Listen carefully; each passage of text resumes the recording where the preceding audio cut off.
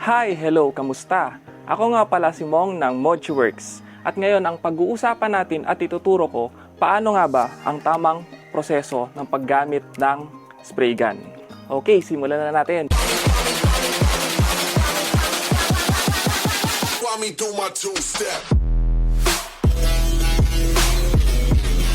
Una, ang gamit natin dito na spray gun na alam kong meron sa inyo at syempre lalo na sa mga nagsisimulang magpintura. Ngayon ang gamit natin dito is F75. Ayun. Ang meron dito sa F75 natin na spray gun is meron tayong water separator para hindi maghalo yung tubig sa pintura.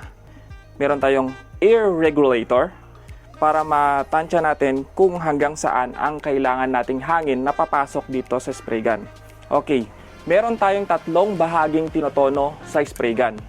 Ito ay ang fan, air, at fluid.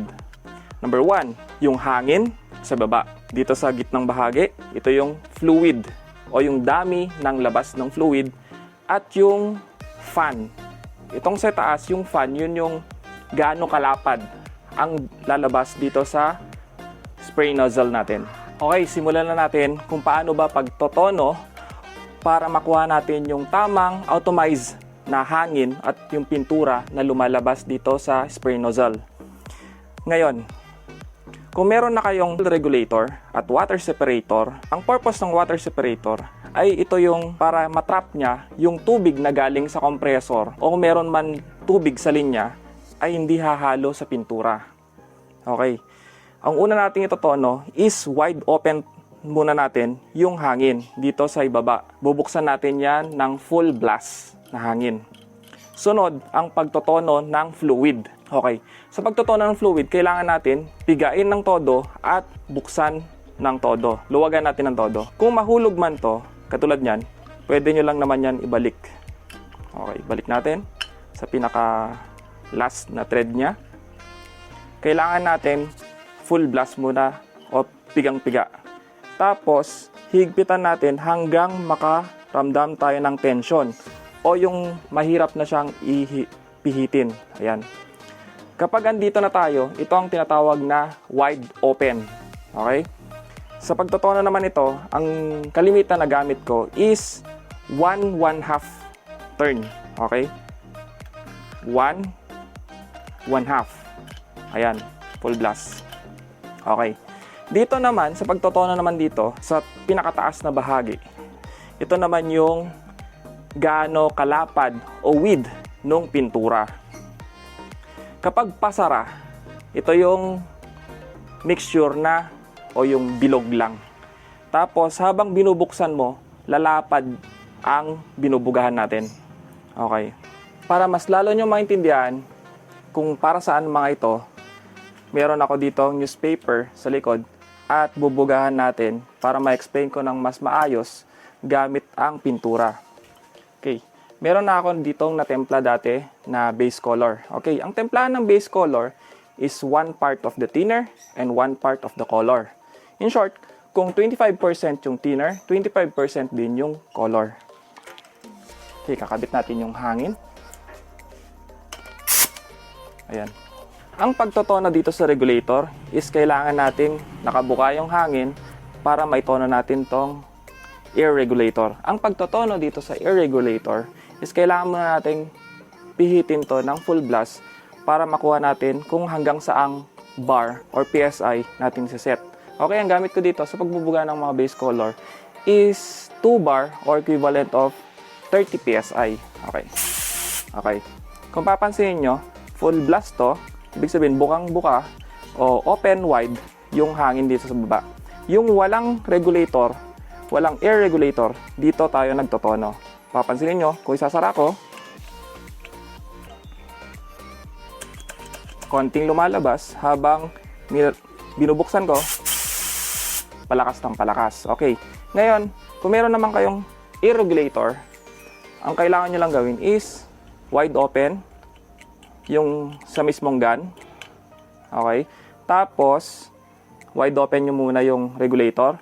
Tapos, pihitin nyo yung hangin.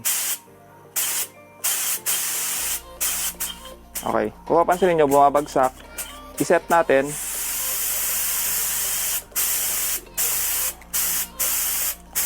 sa 2 bar. Okay. Ngayon, na-set na natin yung hangin, kakargahan natin to ng pintura. Tapos, i-explain ko sa inyo kung para saan ba yung fluid. Ito yung fluid. Tapos, yung fan. Okay. Kung papansinin nyo, kapag half yung pihit natin, walang lumalabas sa pintura.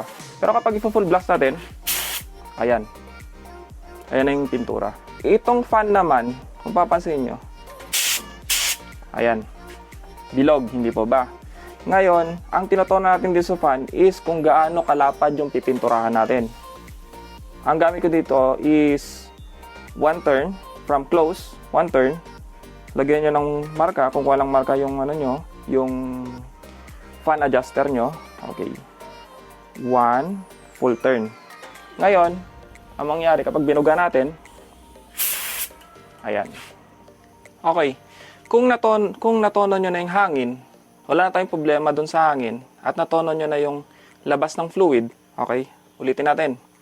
Sa ibabang bahagi, ang tinatono rito ay gaano kalakas ang pumapasok na hangin sa gun. Pangalawa, yung fluid, dito, sa gitnang bahagi. Ang tinatono natin dito, kung gaanong fluid ang pumapasok sa gun. Tapos, yung pinakataas na bahagi, ito naman yung tinatono natin kung gaano kalapad yung gusto nating mangyari doon sa pintura. Okay? Kung flat surface ang pinipinturahan nyo, for example, flat surface ang pipinturahan natin, ang kailangan natin is, tono mo natin, from close, 1 full turn to open. Okay? Ngayon, ang kailangan nating pintura, ang dapat na lumabas sa pintura is, ayan, buo dito sa gitna, at miss dito sa gilid niya. Ang ayaw nating mangyari is, katulad nito. Kunyari, ilagay natin siya sa 2 full turn. Kaya ang gusto nating mangyari dun sa templahan natin is maayos yung atomization sa gilid. Okay? Hindi siya yung katulad nito na tutulo. Hindi rin ganito na makapal dito sa gitnang bahagi, dito sa taas at baba at manipis sa gitna. Ang gusto natin, yung buong pintura ay pantay-pantay from taas, baba, at gitna. Okay.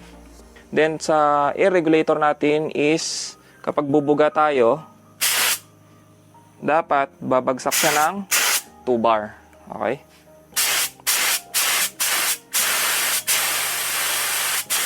Okay, yan. Tapos, dun sa fluid natin, ang gusto natin mangyari is ganito. Kung para makuha natin yan, 1 full turn. Sa itaas yan. Para makuha natin yung tamang mixture niya sa atomization ng pintura. Ang pagpipintura, para hindi siya maging ganito, natutulo, kailangan natin meron siyang isang dangkal or ganito. From nozzle, tapos part ng pipinturahan nyo. Ayan. Ganito kalayo. Okay. Testing natin ha. Ayan. Walang tulo. Hindi makapal sa taas, hindi makapal sa baba, pero buo siya. At sa paligid niya ay miss. Okay. Kung pipintura tayo ng dediretso, pansinin nyo. Ayan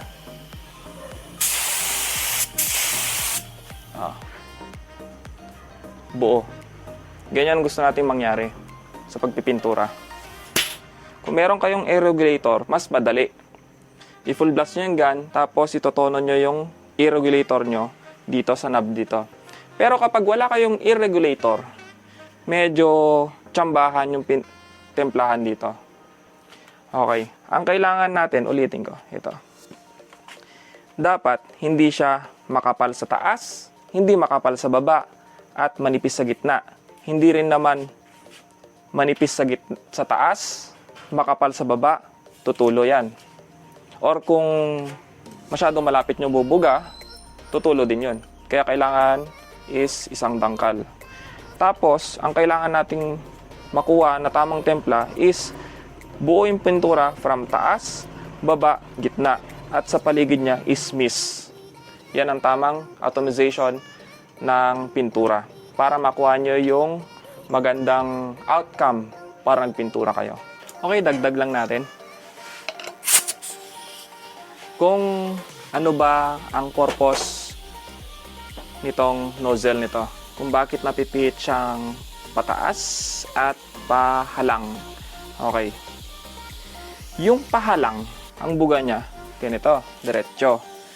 Kapag patuwid naman ang ginawa natin, tulad na ganyan, ang buga naman niya ay, ayan, pa-lengthwise, katulad ng ganito. Yan ang purpose na bakit na iikot din yung dito sa harapang bahagi niya o yung spray nozzle niya. Kung papansinin yung medyo makapal dito o may tulo dito o manipis ang buga dito sa gitna, minsan madumi lang yung spray nozzle natin. Subukan nating barahan. Okay, barahan natin yung spray nozzle natin sa gitna, sa may kanan, para lang makita nyo kung anong kaibahan niya. Okay. Kung madumi yung spray nozzle natin, again, nalilinisan to ha. Bago kayo magpintura, always linisan nyo yung ganyo. Okay. Kung madumi o may bara yung mismong spray nozzle natin, ganito ang itsura. Ayan. Manipis dito, makapal dito. Ibig sabihin kapag ganyan ang pintura, may bara ang spray nozzle natin. Ayan lang. Ayun, dito natin ilalatag yung setting natin sa gun. So, pre-prep ko pa lang yung tank ng Versys 650. Ayan. Kawasaki Versys. Yun din natin yung makina nito. Tapos, check din natin yung mga tappet shim at lahat-lahat pati wiring. Ang isa pang ma-advise ko at kailangan nyo gawin is always after nyo mag-paint, lalo na kapag iba-ibang kulay, always kung isa lang yung ganyo, linisan nyo yung ganyo, hugasan nyo yung ganyo ng thinner. Tapos, every after use, always i-drain nyo yung compressor dahil nag-accumulate to ng moisture sa loob, may tubig yan. For example, ito. Meron niyang drain plug dito sa baba. Kung papansinin nyo, kung hindi nyo drainain yan, papasok yan sa mismong hose nyo at dediretso dun sa gun. Kapag magbubuga kayo, didikit yan at magkaka-react dun sa pipinturahan nyo. Kaya meron din ako ditong water separator from compressor papunta yan dito. Ayan, kung papansin nyo, meron tayong dalawang water separator para sakali. Ayan, may tubig din kasi ito sa baba. Ayan. Ngayon, sakali, yung tubig niyan dito matatrap. Kung hindi man matrap naman dito, is yung sa may spray gun. Ayan. Meron din siyang water separator dyan sa spray gun. Ayan. Kung bakit medyo mas mataas yung hose natin, hindi natin nilalapag sa mismong floor. Para yung tubig, kung sakaling may tubig yung compressor, hindi yan papasok agad-agad sa hose natin. Mahirapan yan sa yung hangin. Kasi syempre yung gravity niyan, mas mabigat pa rin yung tubig. Magre-retain yung tubig sa compressor. Ayun. Ilalatag ko yung pintura sa may Versys 650. Ayan, dito. Prep lang natin, ayusin yung mga crack niya, mga basag, i-fiber din natin siya. Ayan.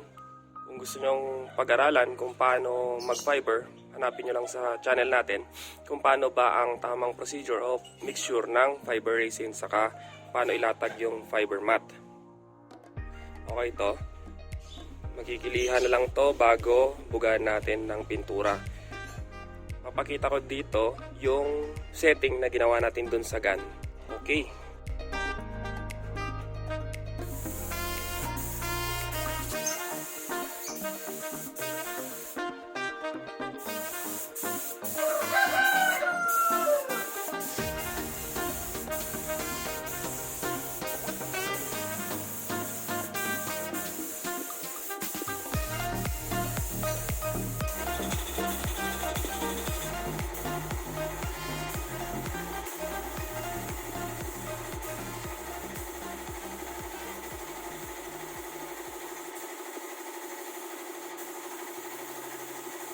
At natapos na rin po nating i-repaint tong Versys 650 gamit yung procedure natin sa pagtempla ng spray gun. At kung may natutunan kayo kahit papano, huwag nyo kalimutang mag-subscribe and hit the notification bell for more updated videos. Ayos! Ang isusunod po natin na i-vlog dito is paano ba i-buff ang mga fairings kung may dumikit na dumi, or hindi planada, or meron siyang ripples. Kung mapapansin nyo, iba yung boses ko, hindi masyadong klaro siguro dito sa video, o medyo sintonado. Kasi parang tumakanta naman tayo. Mayroon po kasi akong sipon ngayon. Ayun. Medyo nahirapan huminga. At hindi naman siya COVID, syempre. Pero kasi simpleng sipon lang, ubo, o mga lagnat, COVID na agad. Wow naman, Pilipinas. Kung may suwisyon o suggestion kayo, comment down below. Babasahin ko po yan isa-isa at kahit papano, ma-replyan ko po kayo isa-isa. Salamat!